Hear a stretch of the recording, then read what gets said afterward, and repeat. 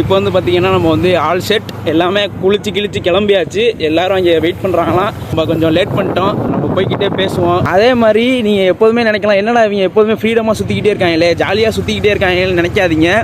ஏன்னா நாங்கள் வந்து பல ஸ்ட்ரகிள்ஸ் தாண்டி தான் நாங்கள் ஒரு ட்ரிப்பே பிளான் பண்ண முடியுது. சரிங்களா? இவ்வளோ அளவுக்கு எங்களை ஃப்ரீடமாக விட்ருக்க எங்கள் ஃபேமிலிக்கு ரொம்ப நன்றி. நம்ம வீடியோவை நம்ம ஃபேமிலி பார்த்தாங்கன்னா அவங்களுக்கு ஒரு நன்றி தெரிவிச்சுக்கிறேன். சரிங்களா? இதை நான் சொல்லணும்னு நினச்சேன், அதனால் சொல்கிறேன். கிளம்பி இருக்காங்க, அங்கே போகும்போது பார்ப்போம். ஓகேங்களா கைஸ்? நம்ம தலைவர் வந்துட்டார். இப்போ வந்து பார்த்தீங்கன்னா வண்டியை ஸ்டார்ட் பண்ணுறதுக்கு முன்னாடி செயின் லூப் அடிக்க போகிறோம். செயின் லூப் எப்படி அடிக்கிறோன்னு பாருங்கள்.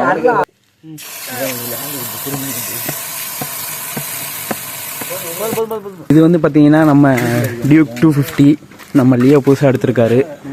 அடுத்த வண்டி வந்து V3 அடிக்கிறோம்.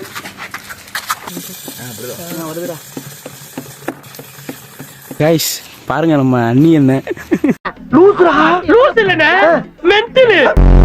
பார்த்தீங்கன்னா சண்டி வராரு.